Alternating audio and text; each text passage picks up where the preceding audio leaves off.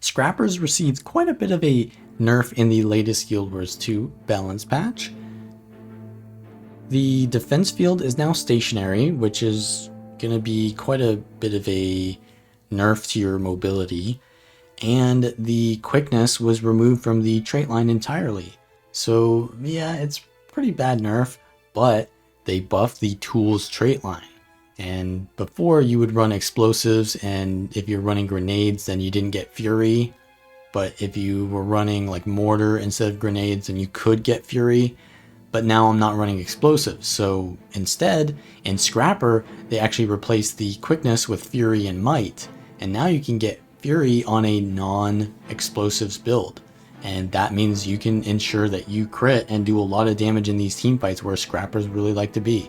So the build essentially gets its damage modifiers from having swiftness, which you get from the tools trait line now as well, and from super speed and from stability. So whenever you have any of those boons on you, you're getting more damage, and vigor as well gives you more damage. And you've got vigor in a lot of places here as well, because the alchemy trait gives you vigor when you gain swiftness.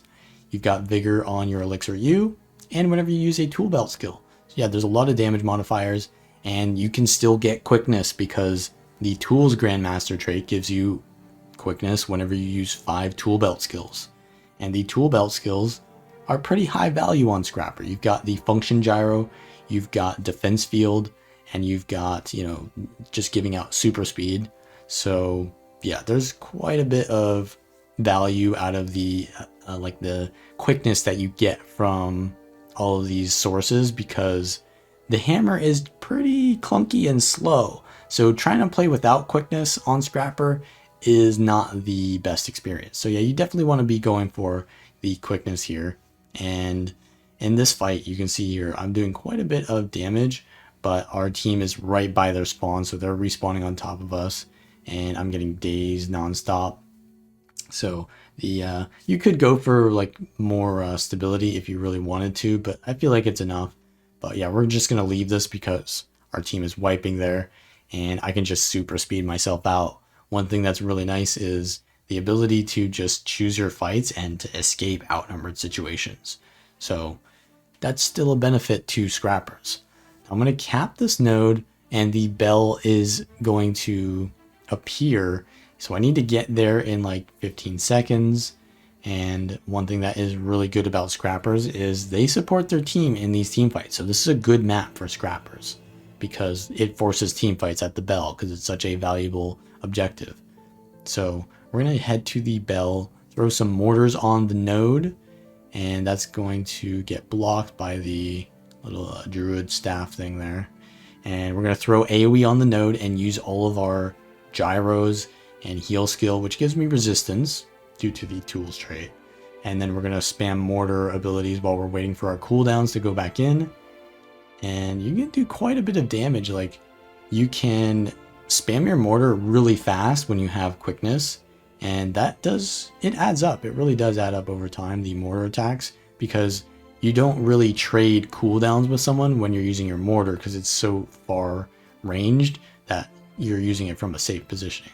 So you kind of want to go in with your like hammer burst and then back off and use mortar, and then when your hammer burst is back up, you go back in.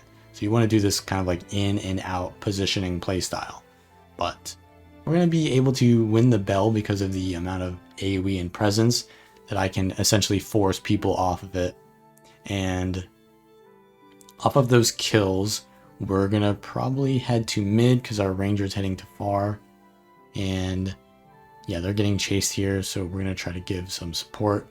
We've got the gyros, which we can give some barrier to our allies, but we're kind of outnumbering here. So yeah, we need to just chase the kill down. Now I'm spamming the mortar. You can see the mortars are doing like 3k there when I've got a lot of might and fury. So yeah, you do a lot of damage. The Deadeye's on me now though, so I'm line of sighting, and they retarget to my Virtuoso. I don't have any of my cooldowns to go for the revive, so I'm going to back off and just counter pressure with the mortar. And yeah, we're just going to use the mortar for now. No need to go in. And they're probably going to jump on me first thing, so I'm going to back off here. I see that my Harbinger is getting focused, so I'm going to give them some elixirs to heal for them a little bit. And then we're going to just keep backing off because we're outnumbered here. So I'm getting focused. I use my gyro and my hammer 3 to reposition. And I'm going to use my mortar to just cleave out these clones before they shatter on me. Now my harbinger is getting focused now, so I put down the blinding field in the mortar. I do get shattered pretty hard, so I stun break and use my hammer block. And I'm just going to have to use super speed to get out of here. I've got a decent amount of sustain though because my heal skill is such a low cooldown and the Deadeye is unable to catch up to me. So I'm going to re-engage now, and I give my Harbinger some super speed. I could have waited till they went down to try to revive, but that's, in my opinion, riskier than just giving them super speed to get out. And we've got it down here. I use my gyros and my AoEs from the mortar and the hammer 5, or the hammer 3. And yeah, we're able to cleave that out because we have so much ability to interact in these fights.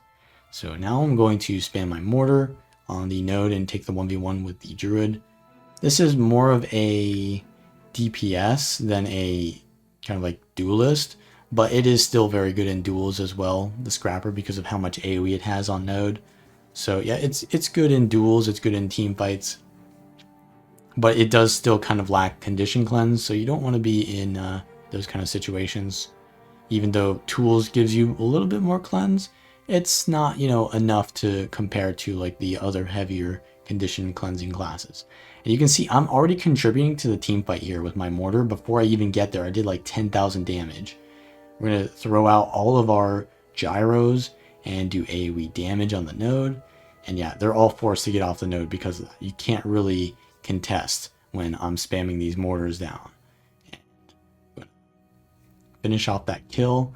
And now I can just cap the node while spamming mortars to help my team pressure. We're going to chase this Deadeye while the team caps that. So we're going to get the bell and we're going to try to just cap some nodes because they've entirely flipped the map. So we probably are going to team fight because they're going to respawn, and usually they'll respawn at their home node. So I'm going to cap this and head to their home. But the Chronomancer comes from stealth and tries to burst me. I do have a decent amount of barrier to prevent getting one-shotted, and I'm going to try to trace this kill. I got my mortar, and yeah, we can pressure from afar before I catch up. So like the super speed allows me to catch up, but before then, even before I'm able to get in range, I'm still spamming the mortar kind of like in front of where they're going to ensure that I kind of like bait out their dodges. Like it's really powerful, the mortar kit, because it taxes the enemy essentially, and then you can win the fight when they're lower on resources because you're not really trading damage when, you know, the mortar is so long range. As I said, it's so safe and so long range that it just gets you a lot of value. So we've got these kills, and our Necro is in a 1v1 at home. I don't want to go there because I can get stalled. So instead I'm going to head to far, and there I can potentially help my teammates get out because we're going into their spawn point there. My Virtuoso goes down. I have Function Gyro. I can use that, but it's going to be pretty hard to get the res against a Chronomancer. So I'm going to just leave, stun break and block, use my super speed with the hammer 3 to get out, and line of sight here. So we're going to be safe to mortar to counter pressure when they come around this corner. And my team needs to be heading here to the bell soon because, yep, that objective is coming up now. So my thief goes down. I have to be careful here because I don't have any stun breaks. I get gravity weld trying to res them, but I've got my gyro to give myself some barrier so I don't die. And I'm able to counter pressure quite a bit here, but yeah, I'm kind of stuck out of position. So I'm going to regroup with my Harbinger and use my mortar to pressure from range while I wait for cooldowns. Now my cooldowns are sort of up now, so we're going to throw those down very soon here after my cooldowns are being used now, but I'm getting focused by the, I think that was the Condi Thief. So I did cleanse that poison stack on me, which was nice. And we're going to be able to get some decent amount of barrier and healing out here to survive all these Condis being pushed out in the team fight. Now, obviously, I said before, you don't have good Condi cleanse, but the barrier kind of makes up for that, because you can kind of survive while those condies fall off of you with the barrier. Now, chasing the Deadeye, but that's a stealth, and their Mesmer is here now, so we're going to try to pressure that with the Mortar. See, they're really low, so I'm trying to keep my cursor on top of them. One thing that you really have to do is lead on your enemy with the Mortar, because it's a little bit of a slow projectile, and having the instant cast with retargeting obviously is the best way to make your Mortar kit land more reliably, because then you can just move your cursor where you want it to land, and it'll essentially make the ending position of where your Mortar shots are going to go more accurate, because it's going to choose that location later in the animation. Just enable retargeting and instant, and you'll see how it works. Now, we're chasing these kills, but we don't have a node, so what we need to do is either regroup with our team at far, which, yeah, we can do, they've got a kill, or I'd go and like cap a node by myself. But since my team is doing okay here, we're going to go for the kill with them. I'm going to go for the decap on the node as well, because it's not much effort to go for the decap. So I'm going to dodge while the Druid is in stealth, and then go for the support on my team, because I'm not going to fight a 1v1 when we're in this situation. So yeah, my ally is down. We've got the function gyro now, and I use my hammer 5 as well to just cleave anything that tries to counter pressure. We get the revive. So now at this point we've got mid, and the bell is coming up, so we're probably going to fight for the bell again. This fight, or this match, is constant fighting, which is essentially, I mean, that's the name of the class, Scrapper. It wants to be in these constant fights like this. So I'm getting a lot of value out of this fight, where I'm not capping nodes all the time. And their Deadeye and their Druid are going to go for the res here, but I've got a lot of pre-casted fields down that are going to peel for me a lot. And now, yeah, their entire team is going to try to contest the bell. So I'm going to head there and just spam Mortar before I even get to the node. And yeah, give out a decent amount of pressure. The chill field goes down, and they don't want to be on top of that while I'm spamming all this AoE. So we're just going to get the cap here eventually, because yeah, there's just so much pressure. But that's pretty much how you play the Tools Scrapper. If you like this content, then like the video and subscribe for more. And if you want to see the entire build, that is linked in the description. With that being said, I will see you all next time.